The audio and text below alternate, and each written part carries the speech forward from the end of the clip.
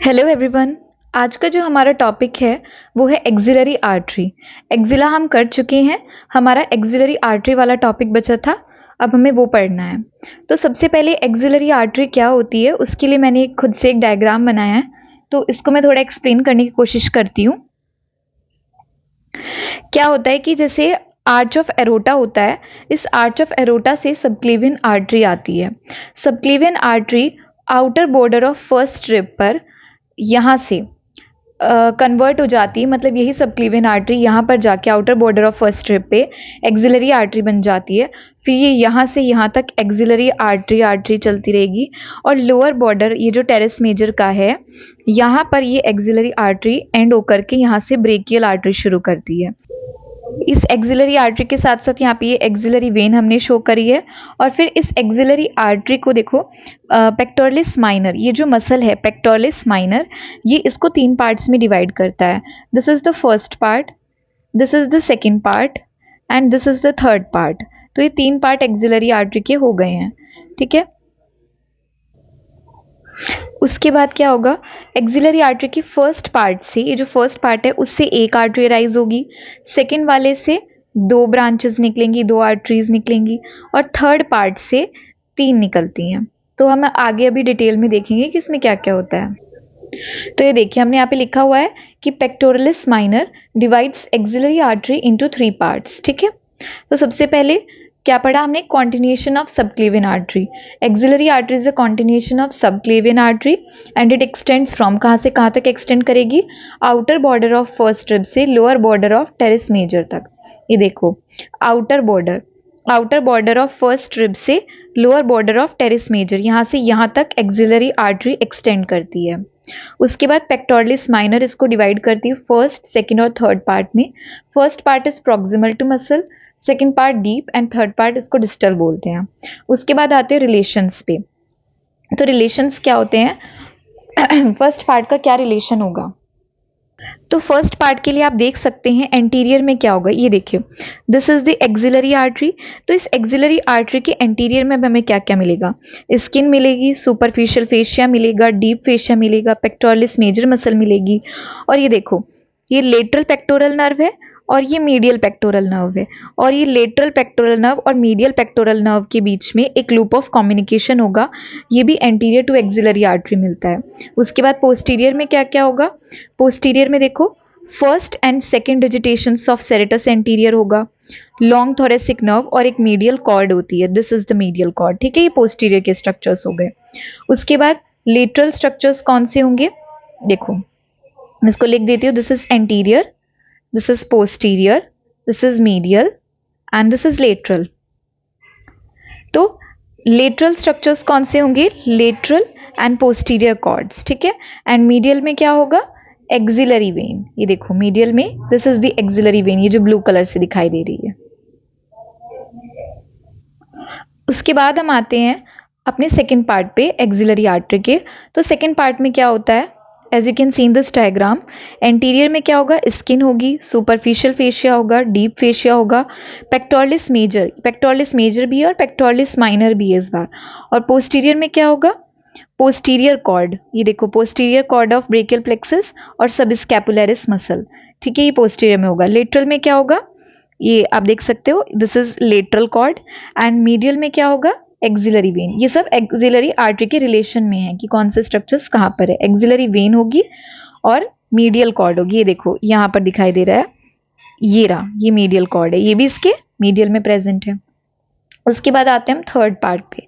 तो third part में क्या होगा, इसको थोड़ा सा, तो देखिए थर्ड पार्ट में क्या होगा कि एंटीरियर में तो हमें सबसे पहले वही स्किन होगा, सुपरफिशियल फेशिया होगी, डीप फेशिया होगा, पेक्टोरलिस मेजर मसल होगी ये वाली, ठीक है, पेक्टोरलिस मेजर मसल। और मीडियल रूट, ये देखो anterior medial root of median nerve देखने को मिलेगा, ठीक है।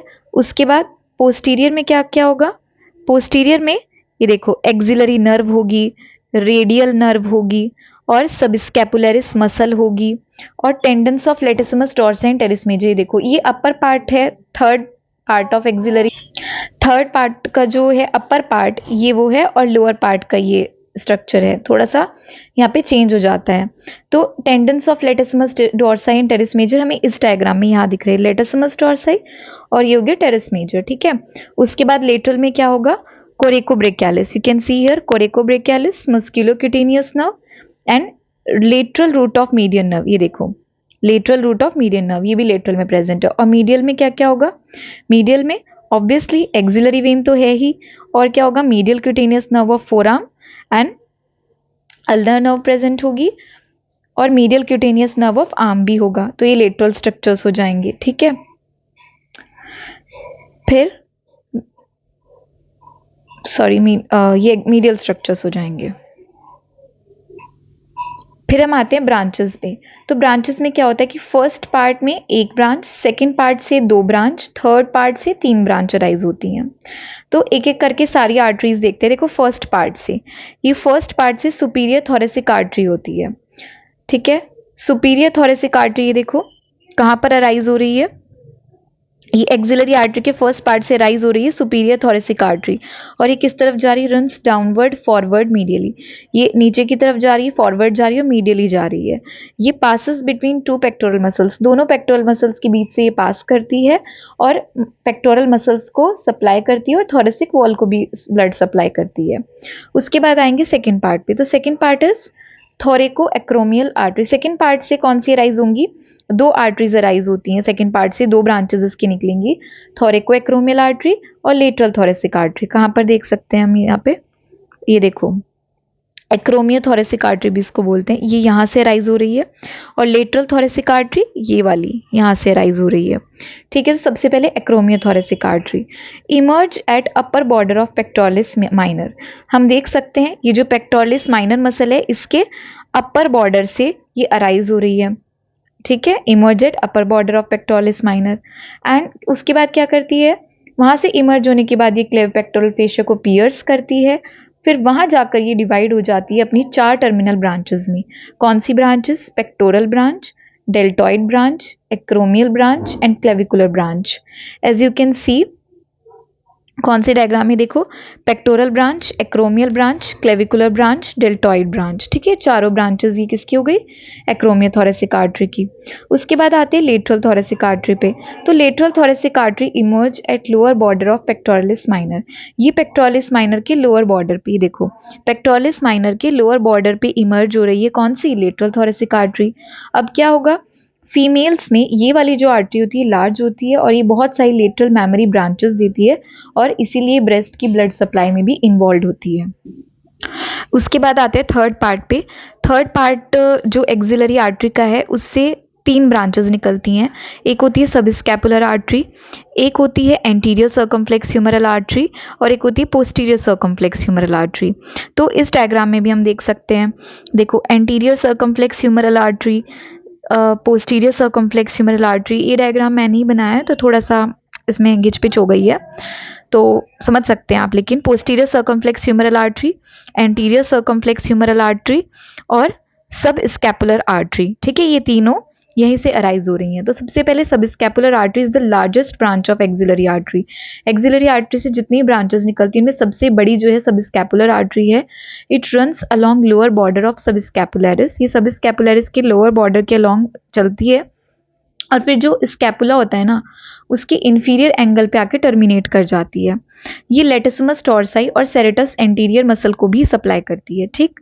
उसके बाद ये जो सबस्कैपुलर आर्टरी है ना ये आगे चल के circumflex scapular artery, as you can see in this diagram, ये सबस्कैपुलर आर्टरी है और ये आगे चल के क्या सर्कमफ्लेक्स स्कैपुलर आर्टरी दे रही है, ये वाली, ये सर्कमफ्लेक्स स्कैपुलर आर्टरी एक ब्रांच दे रही है, gives branch to subscapular fossa and another branch to infraspinous fossa. अब ये जो सर्कमफ्लेक्स स्कैपुलर आर्टरी जो सबस्कैपुलर आर्टरी से निकली है, ये जो स्कैपुला का सबस्कैपुलर फोसा होता है और इंफ्रास्पाइनस फोसा है उनमें एक एक ब्रांच देते हैं और ये दोनों ब्रांच फिर स्कैपुला के आसपास एनास्टोमोसिस कर लेती हैं, ठीक है। उसके बाद आते हैं एंटीरियर सर्कमफ्लेक्स ह्यूमरल आर्टरी पे। तो एंटीरियर सर्कमफ्लेक्स ह्यूमरल आर्टरी कहाँ पे arise at lower border of subscapularis, जो सबस्कैपुलरिस मसल होती है ना उसके लोअर बॉर्डर से ये अराइज करती है। फिर ये जो ह्यूमरस होता है उसमें इंटर ट्यूबरकुलर सल्कस होता है, वहाँ से लेटरली जाके पास करती है। फिर वहाँ पर पोस्टीरियर सर्कम्फ्लेक्स ह्यूमरल आर्टरी से ये एनास्टोमोसिस कर लेती है, और ह्यूमरस में आपने पढ़ा होगा सर्जिकल नेक होता है, उसके अराउंड ये एक आर्टीरियल सर्कल बना लेती है। समझ में आ रहा है? जैसे ये वाला डायग्राम कि एंटीरियर सर्कम्फ्लेक्स ह्यूमरल आर्टरी ये रही, और पोस्टीरियर सर्कम्फ्लेक्स ह्यूमरल आर्टरी यहाँ से ये आई, और इन्होंने क्या करा, सर्जिकल नेक ऑफ ह्यूमरस के अराउंड क्या कर लिया, एक राउंड स्ट्रक्चर से उसको एनास्टोमोस कर लिया। ठीक है, ओके तो anterior circumflex humeral artery anastomose with posterior circumflex humeral artery और एक आर्टीरियल सर्कल बना लेती है। गिव्स ऑफ ब्रांच, फिर ये जो एंटीरियर सर्कम्फ्लेक्स आर्टरी होती है ये एक अपनी ब्रांचेस देती है, और ये हेड ऑफ ह्यूमरस और शोल्डर जॉइंट को भी ब्लड सप्लाई करती है। उसके बाद आते हैं पोस्टीरियर सर्कम्फ्लेक्स ह्यूमरल आर्टरी पे। तो posterior circumflex humeral artery it also arises at lower border of subscapularis. देखो एंटीरियर सर्कम्फ्लेक्स भी वहीं से अराइज हो रही थी और पोस्टीरियर सर्कम्फ्लेक्स भी वहीं से अराइज हो रही थी। हमें पता ही है कि ये एंटीरियर सर्कम्फ्लेक्स ह्यूमरल आर्टरी के साथ एनास्टोमोस करेगी और एक arterial circle around surgical neck of humerus बना लेगी, तो पता ही है हमें। उसके बाद supply shoulder joint, deltoid and muscle bounding quadrangular space. Then it gives branch, ये एक और ब्रांच देती है जो कि एनास्टोमोस कर लेता है किसके साथ, प्रोफंडा ब्रेकियाई आर्टरी के असेंडिंग ब्रांच के साथ, इसकी डिसेंडिंग ब्रांच, सॉरी मैं लिखना भूल गई। तो इसकी एक डिसेंडिंग ब्रांच और प्रोफंडा ब्रेकियाई आर्टरी की असेंडिंग ब्रांच, ये दोनों आपस में एनास्टोमोस कर लेती हैं। सही है। Now we will study anastomosis around scapula. Anastomosis around scapula, इसमें क्या होता है, if there is blockage anywhere between first part of subclavian artery, अगर सबक्लेवियन आर्टरी के फर्स्ट पार्ट में कहीं ब्लॉकेज है या third part of axillary artery में कहीं ब्लॉकेज है, तो अपर लिम्ब की जो मेन सप्लाई वो नहीं हो पाएगी। तो उस सप्लाई के लिए एक ऑल्टरनेट पाथवे टाइप ये एनास्टोमोसिस होता है, स्कैपुलर एनास्टोमोसिस, स्कैपुला के अराउंड एनास्टोमोसिस होता है, जिसकी वजह से एडिक्वेट सर्कुलेशन अपर लिम्ब को मिलती रहे। तो अगर कहीं पे यहाँ ब्लॉकेज हो जाए first part of subclavian artery और third part of axillary artery में, तो स्कैपुलर एनास्टोमोसिस काम आता है। तो इस एनास्टोमोसिस में क्या होता है, दो तरीके से यहाँ पे होता है स्कैपुला पे। एक तो होगा anastomosis around body of scapula, और एक होगा जो स्कैपुला को एक्रोमियन प्रोसेस है उसके अराउंड एनास्टोमोसिस। तो सबसे पहले एनास्टोमोसिस अराउंड बॉडी में जो है वो 3 फॉसा में होता है। ठीक है, सब scapular fossa, supraspinous fossa and infraspinous fossa of scapula. अब ये एनास्टोमोसिस बनता कैसे है, 3 आर्टरीज से। सुप्रास्कैपुलर आर्टरी, ये थायरोसर्वाइकल ट्रंक की ब्रांच है।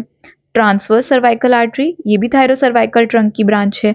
और सर्कम्फ्लेक्स स्कैपुलर आर्टरी। ठीक है, उसके बाद anastomosis over acromion process, it is formed by acromial branch of thoracoacromial artery, acromial branch of suprascapular artery और acromial branch of posterior circumflex humeral artery।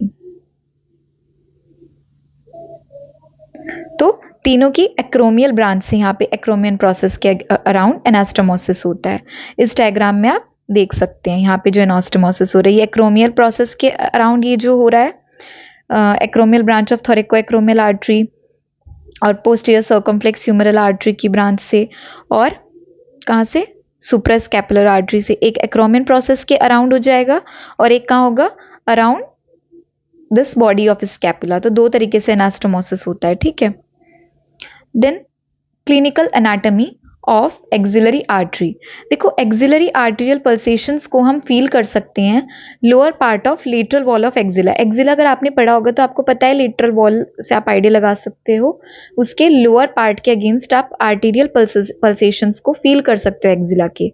लेकिन अगर मान लो क्या हुआ, to check bleeding from distal part of limb, मान लो distal part of limb में ब्लीडिंग हो रही है, बहुत ज़्यादा severe bleeding, that severe bleeding due to any accident, कोई भी ट्रॉमा या एम्पुटेशन हो सकता है लिम्ब का, उसकी वजह से बहुत ज़्यादा ब्लीडिंग हो रही है। तो उस ब्लीडिंग को रोकने के लिए क्या करा जाता है, एक्सिलरी आर्टरी को कंप्रेस कर दिया जाता है बहुत तेज़ी से अगेंस्ट ह्यूमरस। उसको कंप्रेस करने की वजह से ब्लड सप्लाई नहीं हो पाएगी ठीक से, ठीक है, इन lower part of lateral wall of axilla, जहाँ पर एक्सिलरी आर्टरी फील होती है उसको ह्यूमरस के अगेंस्ट कंप्रेस करा जाता है। ठीक है, जिससे जो सीवियर ब्लीडिंग हो रही है वो ना हो। तो आई थिंक ये समझ में आ गया होगा। तो यहाँ पर हमारा एक्सिलरी आर्टरी, स्कैपुलर एनास्टोमोसिस और क्लिनिकल जो भी है वो सब खत्म हो चुका है, पूरा एक्सिलरी आर्टरी जो बीडीसी में दिया गया है। Thank you.